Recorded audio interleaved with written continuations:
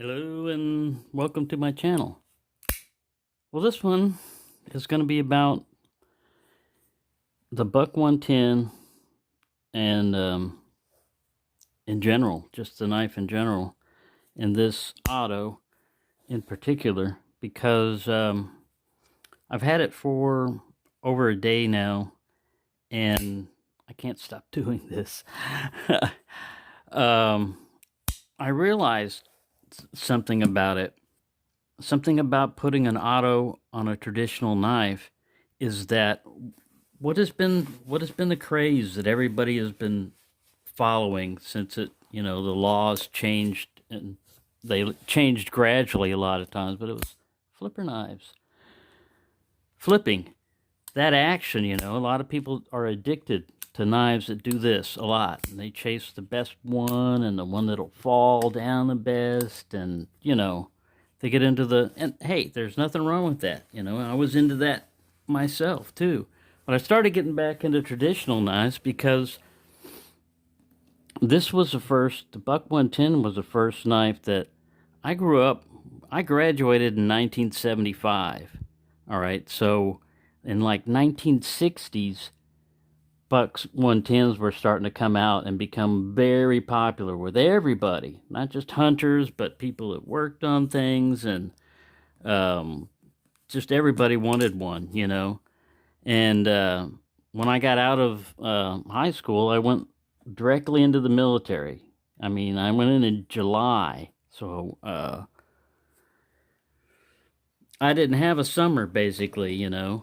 But one of the things you can do is, they had the BX and stuff, and I bought one, and I used it. Well, the Air Force was really strange about knives and stuff. They wanted us to be like airmen or whatever, and if you had like what they considered like a weapon on you, it's strange, you're in the military, but yeah, if you had anything like this on you, like in a regular sheath, it wouldn't be part of your uniform, and you could get hassled by officers or anybody that just felt like hassling you, and you didn't have any ground to stand on, so you were screwed usually. Well, that's when I made this, because it blended in with, back then we had OD green, we called them pickle suits, but fatigues, and I just stitched this up out of some webbing and stuff, and I never got hassled about having a knife on me, and I always carried the 110 with me. But one of the things is it's not a flicker type of knife.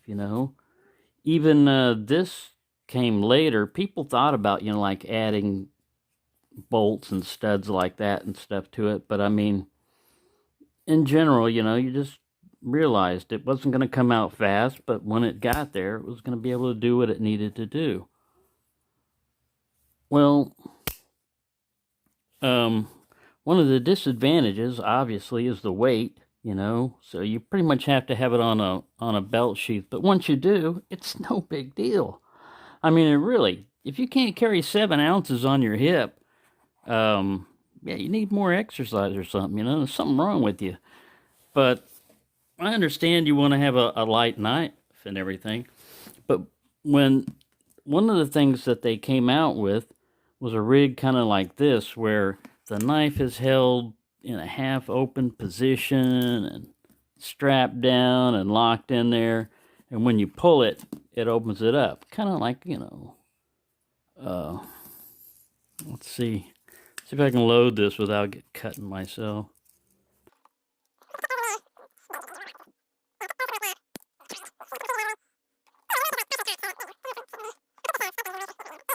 But rig like that. Well, some people did modify some 110s, to make them spring assisted and all this other stuff. And this thing will not come out, unless you hit the button.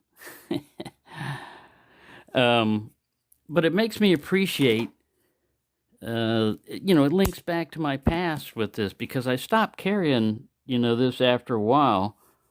Even after I got out of the service, I still had it, for like a decade or so, but I stopped carrying it and switched to something lighter, like a Gerber Easy Out with a pocket clip, And then I wouldn't even need, to be wearing a belt. I could just have it clipped in my pocket. And I think that's what happens with everybody was trying to save weight. And it's the same way with like vehicles. Vehicles used to be lead sleds, man. They were thick. They were like rolling around like mini tanks and stuff.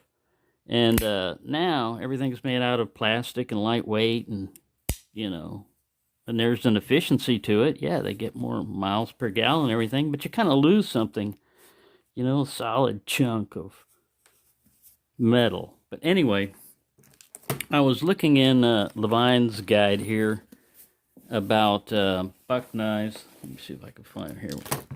Put these guys right there. Some side by side. Sit, stay. Don't fire. Don't fire. Here's the frustration I have with this book. I've read it before and stuff, but you go, finally, I found it. Folding Hunters, and it goes, these types of knives are all covered in other chapters of this book. Jeez, thanks. Why didn't you say what chapter? God. Oh, God, that's what frustrated me. I know I read it in this book. There's a little chapter about buck knives that I was going to read where he talks about how they go through different phases and they start modifying them with different marks and everything else. I can't find it in the stupid thing. I don't know what's in there. God. It's haphazard. It doesn't have a good appendix or index or I don't know, but man. Anyway, I was going to read that to you, but I guess I'll just rant about how, yeah, he's got good stuff. See, I even try to index a lot of this stuff with tabs so that I can find it. But I know this is one thing that I read that I didn't have index, and I said, oh, I need to mark this so the next time I need to find this thing and reference it, I can come back to it. So now I'm going to have to sit down and interrupt my whole video just to find the stupid thing. Yeah. He found it up in the front under pocket knife history of all places. But he says in 1962, Buck began work on a new style lockback folding hunting knife. The Model 110 was the design that would make his knife company world famous, and the trade name Buck Knife just as familiar and often misused as Kleenex or Xerox. So, although he popularized the folding hunting knife, he did not invent it. Big lockback knives had been available in this country in the 18th and 19th centuries, and they still had been fairly popular up until the 1930s. The popularity of big lockbacks had then declined for several reasons. They cost more than sheath knives of the same size. Most of them were more fragile than sheath knives. As pocket knives, they were too big for modern pockets, so they were more awkward to carry than small sheath knives. By the early 60s, there were few models of lockback folding knives still available on the American market. What Buck did was to rethink the whole idea of the lockback hunting knife. He gave it a sleek modern line. He made it stout and sturdy enough to do almost anything a fixed blade knife could do. He gave it his own bell sheet, like the long vanished marble safety folder. This got its bulk out of people's pockets while making a much more compact and convenient package on the user's belt than any fixed blade sheath knife. When Buck designed the original Buck 10, he saw it as a knife that the average hunter might carry for 2 or 3 weeks per year, much the way he carried a sheath knife. However, when the 110 came on the market late in 1963 and early 64, it was quickly adopted by building tradesmen, truckers, and many other workmen as an ideal all-around heavy-duty work knife. Because of this everyday use, Al Buck realized that the design of the folding hunter had to be beefed up. This led to the first of 4 major structural modifications to the 110. Within these 4 major variations are many minor ones. Today, the variations are often of keen interest to collectors of early Buck knives. Here is the summary of the form. The first version, the handle frames of the 110 were made from die-cast brass with recesses for wood handle slabs. The Buck marking on some of these earliest knives is stamped along the back of the blade. Etching was briefly used in place of stamping, Other first version knives had buck stamped on the tang, although these earliest 110s do not have any true squared off tang area like most folding knives. All of the earlier 110s are ½ inch thick throughout the bolsters. The nail mark is struck and very thin. The spacer between the cap bolster is a separate piece of steel. The second version of the 110. In the second version of the 110, the spacer between the cap bolster is integral with the right hand side of the knife.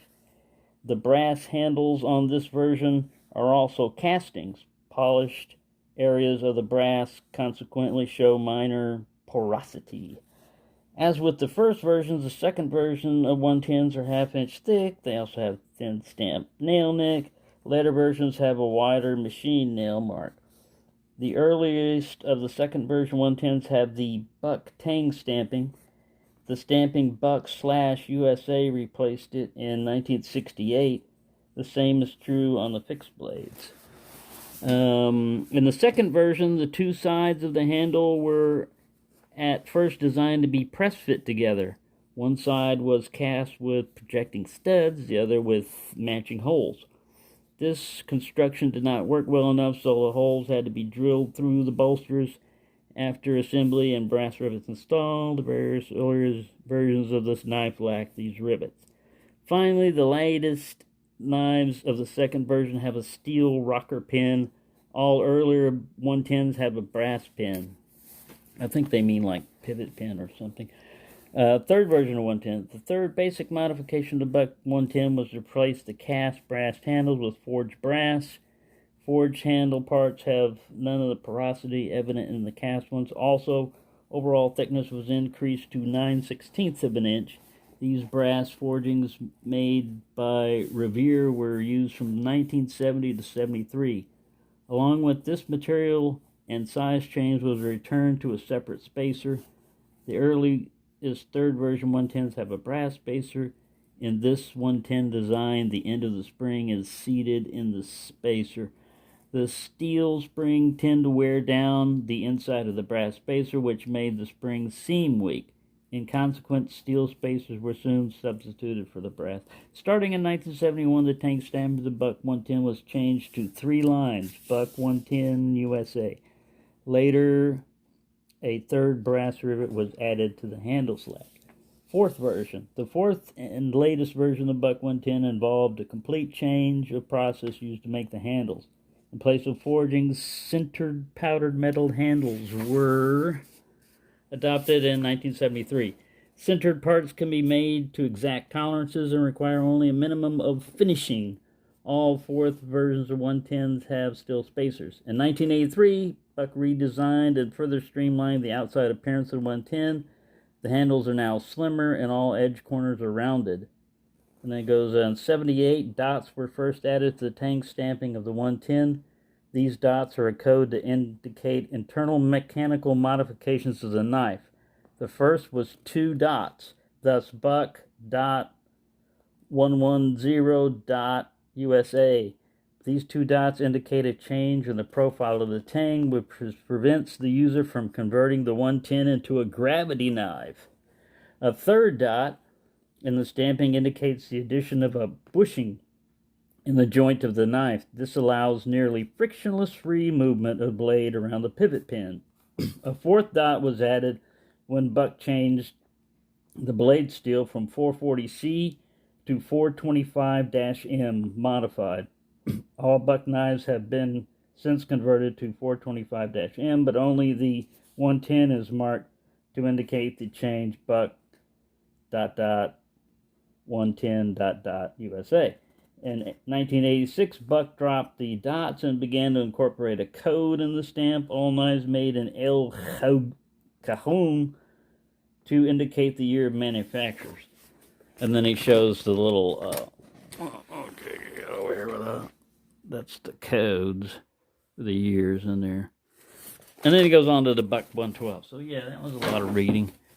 A lot of reading there, and that'll be fast forwarded. But anyways, yeah, I thought that was pretty cool. This one is a 4 dot, Buck 110.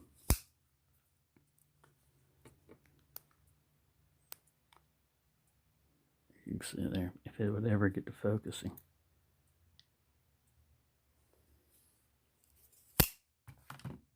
This one has got some kind of code, some kind of date code, like a hieroglyph. And you can see this is the thing that, I don't know the complete mechanism, how it works, but I know that holds it in there. And when this thing closes, this button comes back up.